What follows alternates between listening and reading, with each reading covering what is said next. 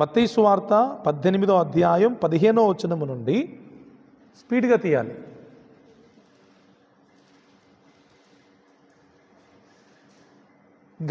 ఎలా గద్దించాలో యేసు ప్రభువారే స్వయంగా అక్కడ ఒక పద్ధతిని చెప్పారు. 18-15 మరియు నీ సహోదరుడు నీ ఎడల తప్పిదము చేసిన ఎడల నీవు పోయి నీవును అతడును ఒంటరిగా ఉన్నప్పుడు అతన్ని గద్దించుము. ఫస్ట్ స్టెప్ ఏంటి? నీవు ఒంటరిగా ఉండాలి, ఆయన ఒంటరిగా ఉండాలి. అప్పుడు వెళ్ళి నువ్వు అతన్ని గద్దించాలి. ఎందుకు ఈ తప్పు చేశావు? ఎలా గద్దించాలి? ఇప్పుడు ఈ బ్రదర్ నా విషయంలో నన్ను పొరపాటు చేశాడు, తప్పిదం చేశాడు.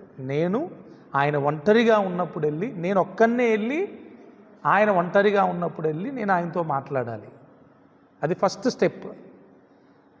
అతడు నీ మాట వినిన ఎడల నీ సహోదరుణ్ణి సంపాదించుకొంటివి. అతడు వినని ఎడల 2-3 సాక్షుల నోట ప్రతి మాట స్థిరపరచబడినట్లు నీవు ఒకరినిద్దరిని వెంటబెట్టుకొని అతని యొద్దకు పొమ్ము. విన్నడా? స్తోత్రం. వినలేదనుకో, నెక్స్ట్ స్టెప్ ఏంటి? ఆశీర్వాదం బ్రదర్ను, స్టైల్ విజయ్ బ్రదర్ను నాతో పాటు తీసుకొని వెళ్ళి రెండోసారి సెకండ్ స్టెప్ ఇది. అయ్యా ఏంది మరి నీ కథ అని వాళ్ళ ముందు అడగాలి. స్టెప్ 2. తర్వాత అతడు వారి మాటయు వినని ఎడల ఆ సంగతి సంఘమునకు తెలియజెప్పుము.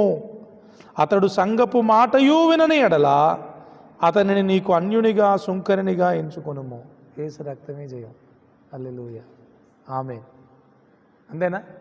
ఫస్ట్ ఒంటరిగా వెళ్ళి చెప్పాలి, వినలేదా 2-3 తీసుకెళ్ళి చెప్పాలి, వినలేదా సంఘం అంతటికి చెప్పాలి. సంఘం అంతా కూడా వెళ్ళి ఏం చేస్తారు? ఏంటి బాబు నీ సంగతిని అడుగుతారు. సంఘం మాట కూడా వెళ్ళలేదనుకో, ఇక నువ్వు అన్యునివే, మాకు ఇంకా సుంకరివే, ప్రైజులాడుతో నిన్ను ముగించేస్తావు. ఇది యేసు ప్రభు వారు చెప్పిన పద్ధతి. ప్రాసెస్ బాగుందా? ఎంతమంది నచ్చింది? దేవుడు చెప్పింది ఏదైనా నచ్చాల్సిందే, ఎందుకంటే ఆయన చెప్పే విధానం అట్లనే ఉంటుంది. కానీ మనమే ముందే గుంపుని వేసుకొని పోతాం, అది వచ్చిన తేడా. గుంపు ఎప్పుడు? లాస్ట్లో. ఫస్ట్ ఒంటరిగా వెళ్ళాలి.